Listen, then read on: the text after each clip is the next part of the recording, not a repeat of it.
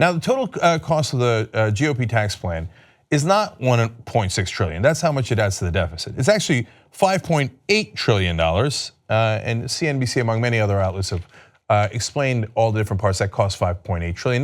Now, what it adds to the deficit, according to the Joint Committee on Taxation, is the $1.6 trillion. I tell you that because it's important to have the context that there's another $4.2 trillion that almost no one ever talks about. And that is in tax increases for the middle class. So if you deducted state and local taxes, you're not allowed to deduct those anymore. That's a tax increase for you. And there's a whole bunch of exemptions that they took away from actual taxpayers. Now, for corporations, they have different rules, and they did not get rid of almost any of their loopholes. In fact, there was a famous moment that we showed you on the program where they had a Republican congressman on MSNBC, and they asked him to name just one corporate loophole that they took away, and he couldn't name a single one. So they're taking away your deductions in order to pay for the bill. They also took away in this bill so far, the mandate in Affordable Care Act, which will actually drive prices up. So you'll have to pay a higher premium on your health care coverage. So that $4.2 trillion still causes a tremendous amount of damage and pain to the average American taxpayer. And then on top of that, they still couldn't fill the hole, and they got a $1.6 trillion that they are adding to the debt. Now, that is terrible. These are the guys who claim that they don't ever want unbalanced budgets, and they don't want debt or deficits. They were obviously not being truthful about that. Now I'm going to get to how they're going to make up that $1.6 trillion in a second, and it is devastating. But first, I want you to know where the money is going. So all that money, where is it? Well, 80% of the tax benefits would accrue to those in the top 1%. Households making more than about $900,000 a year would see their taxes drop by more than $200,000 on average. So 80% of the money is going to the richest people in the country. And in fact, if you're basically a millionaire, you're going to get a $200,000 tax cut. If you're in the bottom 99%, you think you're going to get $200,000? But for the millionaires, they're averaging $200,000 in their pockets because of this. That's who this tax cut's for. So how are they going to pay for it? Well, now that comes into play. Paul Ryan, who came up with the tax plan in the first place, says, oh yeah, we're going to get it by cutting your entitlements. They call it entitlements. You know why they call Social Security and Medicare entitlements? Because you paid into it, hence you are entitled to get it back. It's your money. He says, nope, we're going to cut it. We're going to cut your money and give it to the rich. That's literal. You saw where the money's going. So let me give you Ryan's quotes. He says, we're going to have to get back next year at entitlement reform, which is how you tackle the debt and the deficit.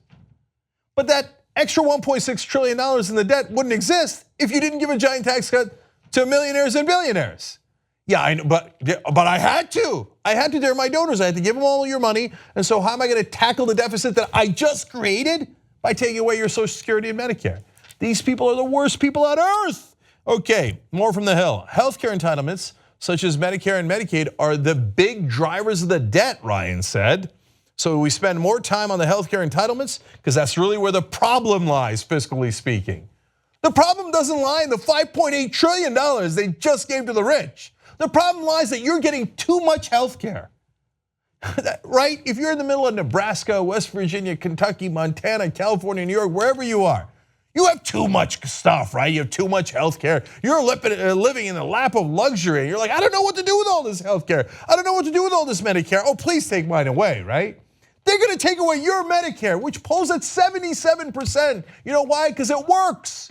They're going to take that away to give to the rich. It's unreal. It's a reverse Robin Hood. It is redistribution of wealth. The thing that they warned you about is because it was projection. They were always doing redistribution of wealth, and this is one of the greatest American robberies of all time. I have more quotes. So, the Hill points out, wait a minute, during his campaign, Trump repeatedly promised not to cut Medicare, Medicaid, or Social Security. So what's going on here? Well, Paul Ryan's asked about that on a radio show. Listen to his answer here. And are you thinking about trying to do any reforms with Social Security or Medicare at this point? Or do we, President Trump hasn't seemed interested in those things? Yeah, he has not shown as much interest. And so we're working with the president on the entitlements that he wants to reform, that he's supportive of. Do you get the sense that you're making a little bit of an impact on him when you talk to him about the importance of Medicare reform? I do. As you know, Ross, because you and I have known each other for years, this has been my big thing for many, many years. I think it's the biggest entitlement that's got to have reform. And I think the president's understanding choice and competition works everywhere in healthcare, especially in Medicare. So if you were unclear that they were coming for Medicare, they are. Progressives want Medicare for all because it works, it keeps prices low, and it gives you the healthcare that you need. It's actually a remarkable success given that the rest of the healthcare insurance industry is an absolute mess with skyrocketing costs and not nearly enough coverage. So he says, no, instead of doing that popular thing, we're gonna cut that popular thing, drive you back into the arms of, he calls competition. You know what that is? Privatized insurance. How's that working out for the rest of us? With prices that keep going up and up and up. The government does not run insurance for people under the age of 65. Private industry does. And then they turn around and every once in a while blame the government. No, you're the one driving up prices. And they say, no, I wanna make sure that happens to people above the age of 65 too. This is grotesque. Now, it's not just Paul Ryan. Kevin Brady, who's one of the worst. He's in charge of the budget, unfortunately, in the House. He's the head of the House and Ways and Means Committee, which is the most important committee when it comes to the budget. And he says welfare reform is up next, okay? And by welfare, is he talking about what they would call handouts? No, but again, in the case of Medicare and Social Security, you paid into it. It's your money. They're gonna rob you of that money. It's gross beyond imagination. Now we go to Jeb Hanserling, Republican from Texas. The most important thing we can do with respect to the national debt, he says, what we need to do is obviously reform current entitlement programs for future generations, i.e. make sure you don't get them. If you're saying, hey, so far I've heard Medicare and I've heard Medicaid, but I haven't heard Social Security yet, Cenk, no problem, can do. Here's Marco Rubio. He says we need to institute structural changes to Social Security and Medicare for the future. Rob from the average American to pay the richest American. Income inequality didn't happen magically. It didn't happen on its own. There were a set of rules that were put into place by corrupt, bought-off politicians that redistributed the wealth. We didn't have this level of income inequality, but in 1978, the Supreme Court said corporations can put money into politics and put it into the pockets of politicians. And from there on, they put millions and hundreds of millions and eventually billions of dollars into those pockets. And slowly changed the laws to redistribute the tax burden from corporations and the rich onto the average middle class. And one of the taxes that went up as a percentage of the taxes paid was the payroll tax. The rich don't even pay the payroll tax. Only the middle class and the poor pay it. And that has gone up. Corporate taxes as a percentage of taxes paid overall has gone down. Now in this bill, they're going to bring the corporate taxes down even further and redistribute the wealth to themselves and the tax burden onto you guys. This is not a tax cut for you. 10 years from now, according to their own admissions in this bill, everyone making under $75,000 is going to get a tax increase.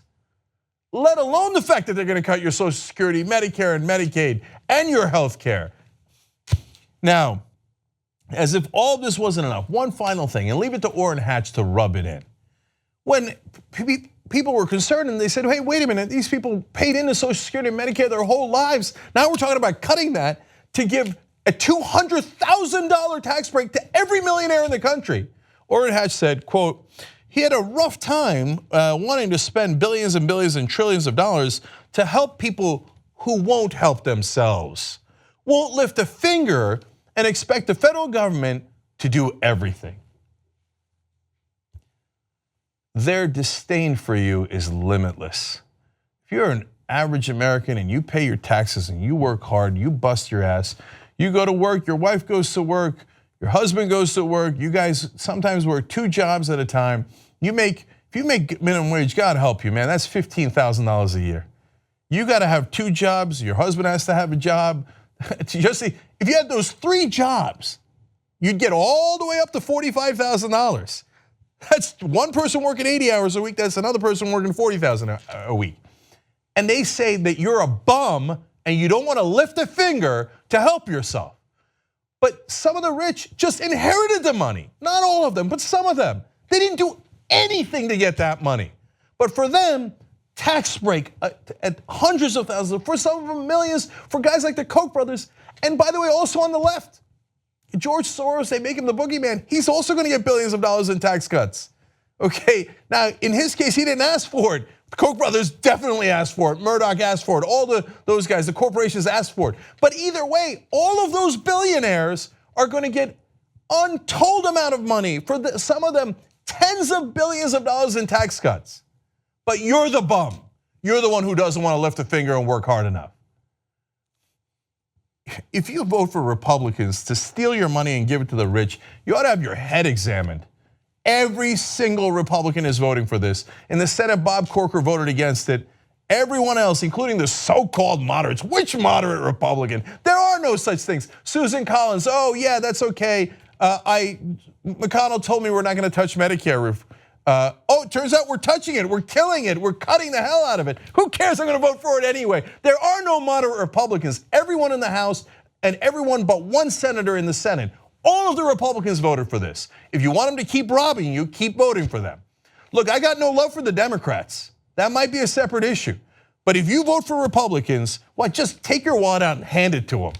Unless you're rich, in which case, hey, it's a good return on investment. There's nothing better you could buy in America than a Republican politician. Watch the Young Turks commercial-free, download it or stream it, watch it any way you like at tytnetwork.com/join.